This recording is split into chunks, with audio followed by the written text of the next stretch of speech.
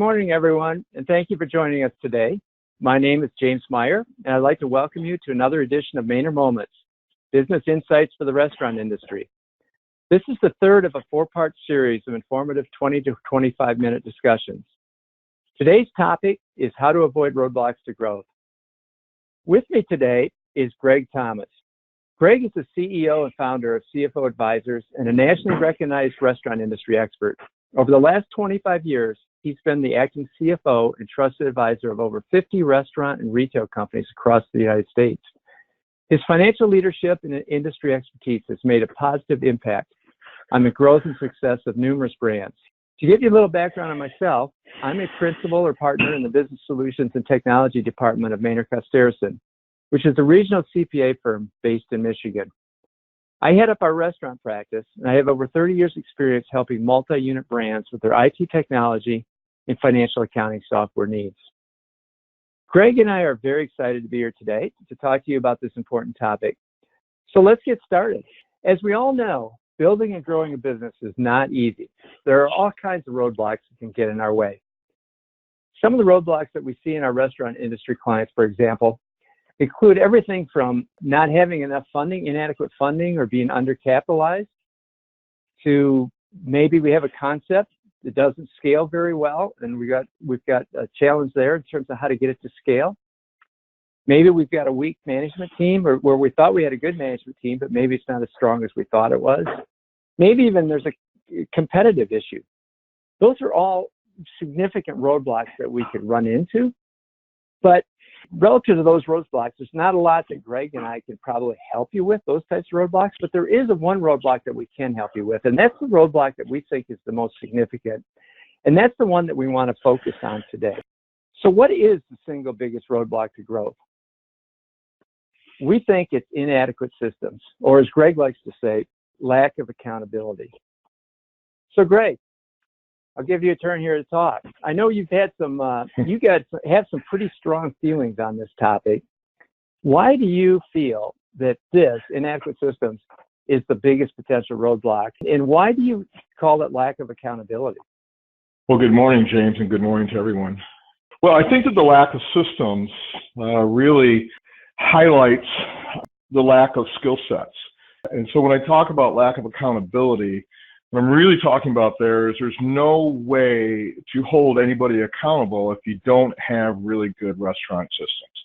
If the reporting is insufficient, that you can't determine where you are or how you're doing, it's really almost impossible to understand if someone is really telling you the truth about what's going on or if they're just kind of making it up. So that's what I really mean by lack of accountability. Yeah, I would agree totally with that. So if we're looking at inadequate systems, how do our audience members, how do they know if their systems are inadequate? What are some other examples of things that would cause them to have, or when you say inadequate systems? Well, I think there's certain best practices within the restaurant industry that time and time again prove their worth. So just some easy things like, are we taking inventories weekly? Are we checking those inventories, and are we really understanding how we're taking them? Do we have weekly financial statements?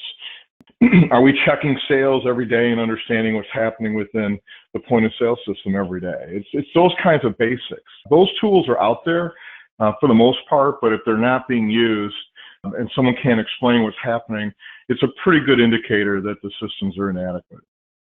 Right. Yeah, I would agree. You know, I noticed some other areas where I think, some signs of where you've got potential issues with inadequate systems. There's kind of three different things that I focused on. One is the fact where you have disparate systems, where you have multiple systems that are not integrated. Another one is just lack of overall automation.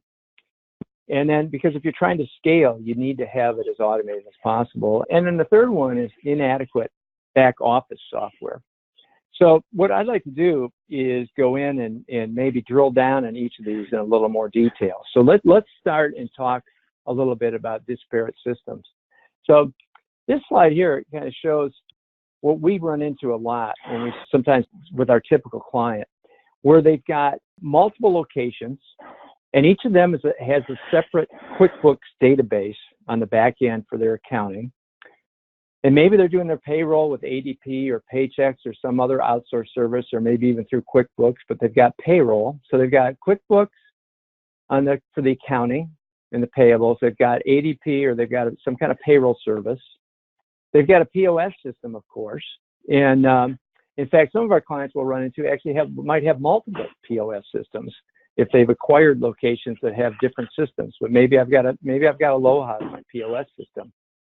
Maybe I'm using Constant Contact for my marketing because I want to do some kind of marketing and promotion. Of course, I've got a website that I maintain, and I've got data sitting on that website. So all of these are places where I have different data. And then what we see a lot is where, because you have all these different systems, they end up doing all of their reporting and their analysis and everything in Excel. So now I've got another system out there, which is Excel.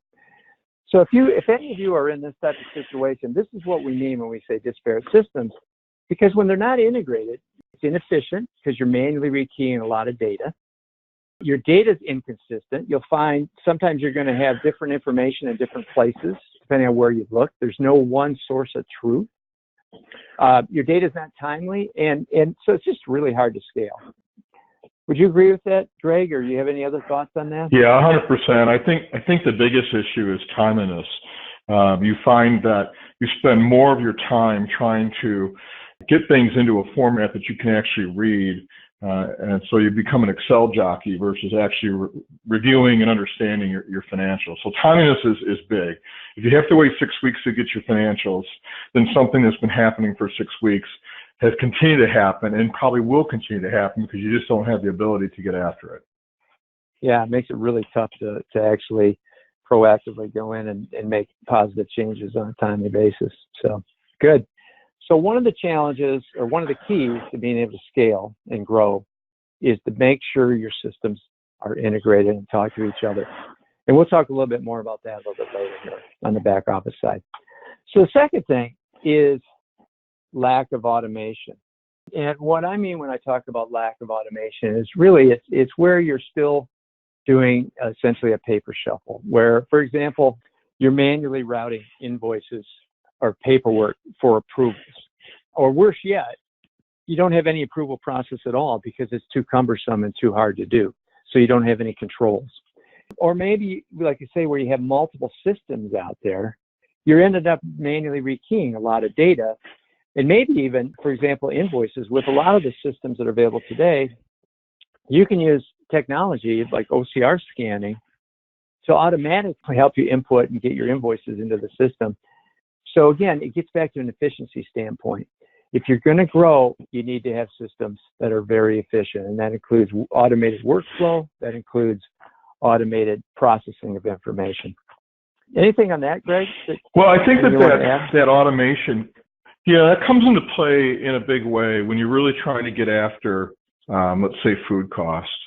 And if you've got a sizable menu, and even if you don't have a sizable menu, there's still a lot of data input that has to occur to actually get to a food cost by updating what you bought, what your inventory is, et cetera, and have good pricing and the right products in there. It ends up being a lot of data input generally by managers who really aren't accounting people by trade, and so there's an awful large number of errors that can occur and do occur, which just continues to exacerbate the problem with bad reporting.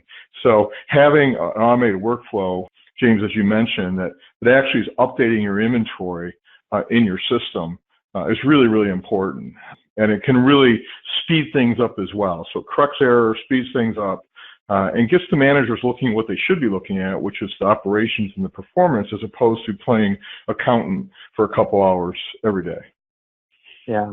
I think you have a really good point about the having the managers. You don't want your managers keying information into an accounting system or inventory system, which is another roadblock to potential growth. I mean, what we see when we see the companies that are really successful and are growing fast, they tend to have centralized accounting. And so your managers are running their operations. They're not doing accounting at work. And then the third one here that I wanted to talk about a little bit which is really, I think, the focus of a lot of this idea here in terms of trying to eliminate the roadblocks is making sure you have really good back office software. And when we talk about back office software, I mean, we're talking about your inventory management software, your accounting software, your ability to see metrics, etc. So the key is you need to have, like you were saying earlier, Greg, be able to access your information on a timely basis so that it's actually actionable, that I can do, so that the information is something that I can act on because it's current. And in order to do that, you have to have good systems, you have to have integrated systems. And then if you do have good systems and you've got integrated back office systems, now I can have more visibility. I can actually have some visibility into my key metrics, and I can monitor what's going on, and I can identify potential issues right away. And then I also, if I've got multiple locations, which is if you're growing, you're going to have multiple locations. Now I've got visibility across all my locations. And it's not a case where I have to go in and look into a different system to see what's going on at each location. I've got it all in one place. Greg, any thoughts on that? Oh, I totally agree with it. And, ultimately what you're trying to get to is a spot where you know that your management team is looking at things and you know that they know what they're looking at. And again, without all this back office and without all the integrated systems, the biggest issue is that you don't know if you can trust what your managers are telling you because there's no one source of truth that everybody agrees is accurate. Yeah, like you can't hold them accountable. How can you hold them accountable if they don't have the information and you don't know that it's accurate out there? Key here is make sure your systems are integrated.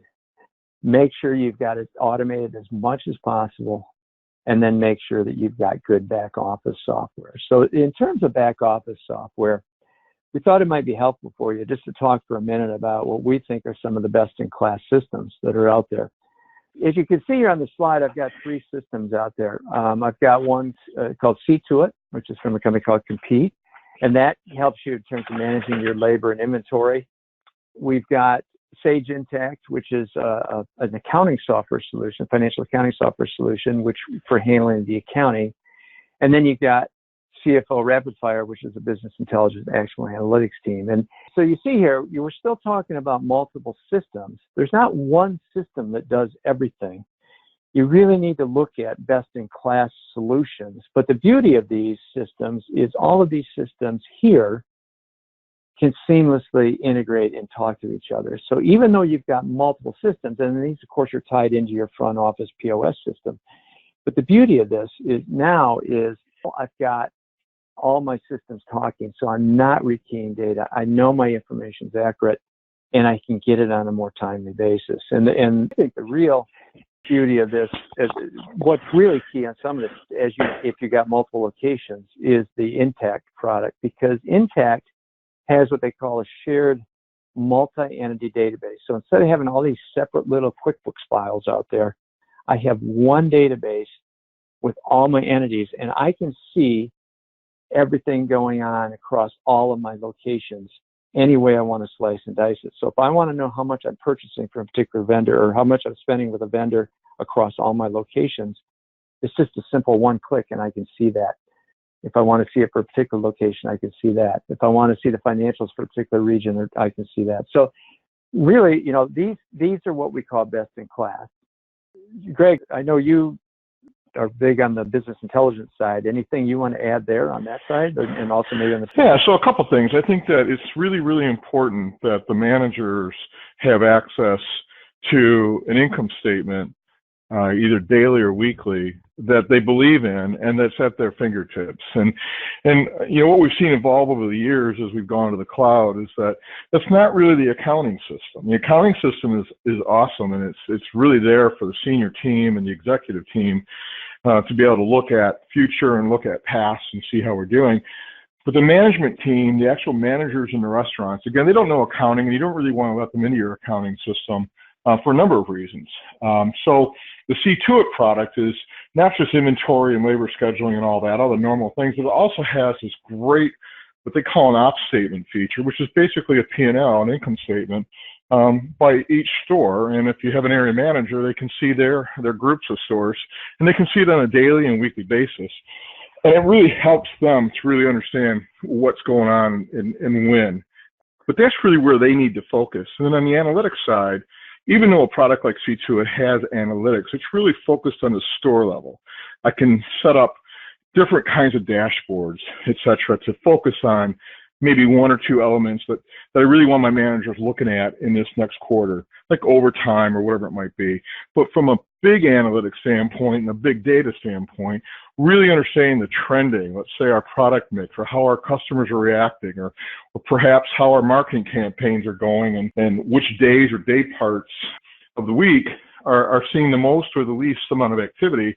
That's where the analytics and business intelligence comes in. And that's why a product such as CFO Rapid Fire, which is based on Tableau, which is the darling business intelligence system, is really, really important, because you can't get that anywhere else. So those three married together give you everything you need to really run a very profitable and high growth enterprise. Absolutely. Yeah, I would agree totally. And that, again, it gets back to now I can hold my managers more accountable because I know they have the information they need to make decisions at their local store or restaurant location, right? Yeah, and I think even more important, as you find out over time, is that now not only can I hold you accountable, but I can understand where you're weak. I can understand what training you might need that perhaps I didn't see before. Maybe you're not so good at understanding food costs, but I couldn't really understand that previously because I couldn't figure out what my food cost really was. The numbers kept moving around. Now they're not moving around any longer, and I can hold them accountable, but more importantly, I can get that manager the right amount of training that they need to really be effective. Absolutely. All right. I was just thinking here, because you were just talking the other day about how you were meeting recently with a restaurant that was dealing with a lot of these issues. And that in real life situation. And anything you want to share from that with our audience here? Well, I think probably the number one thing is get to this quicker rather than, sooner rather than later. So that particular group has 10 plus stores. They are in QuickBooks, and their financials are 6 weeks late. They don't have any systems in the store at the store level other than the point of sale, and they're really growing quickly. Which is just a disaster waiting to happen because of the lack of systems. So that's a big focus. But I see that with a lot of groups out there, as you mentioned, James, having all these separate sets of QuickBooks. They don't have any weekly P&Ls. They have no way of really knowing what the numbers are. And then also you start getting into issues with, do their accountants really understand the industry? And are they really calculating the various ratios and percentages correctly? In this case, right, as we found out pretty quickly, the accountant was including sales tax in their sales numbers and then deducting sales tax on the income statement. So of course, all the percentages were off by that increment. So you find that kind of stuff, and doing this sooner and later is really, really important. It's just so much harder to fix once you're at 10, 15, 20, 25 stores. It becomes very expensive as well. Right. Yeah, and that actually is a great lead-in for the next slide here, which is our last slide, which is essentially, how do you resolve, or how do you fix when you have inadequate systems? And this is kind of our 4-step, just some basic recommendations. I mean, the first one is seek advice. Talk to people like Greg and myself, and that understand the industry and can help guide you.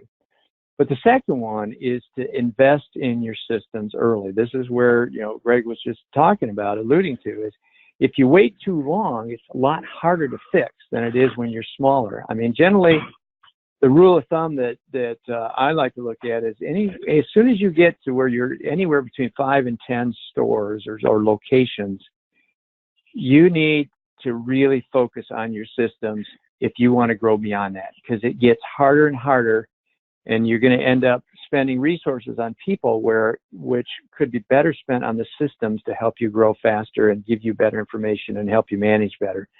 So invest in those systems early, and be strategic about it as you're doing that. I mean, the key, I think, is the last one, which is don't get distracted from doing this. It's so easy with day-to-day things that come up, and you tend to let those systems decisions slide. But if you really want to grow, you've got to focus on that. Would you agree, Greg? Oh, yes, absolutely. It's just so much easier to fix it now and get it on the right path. Not only that, but it helps you set your processes and your internal procedures and the way you look at things.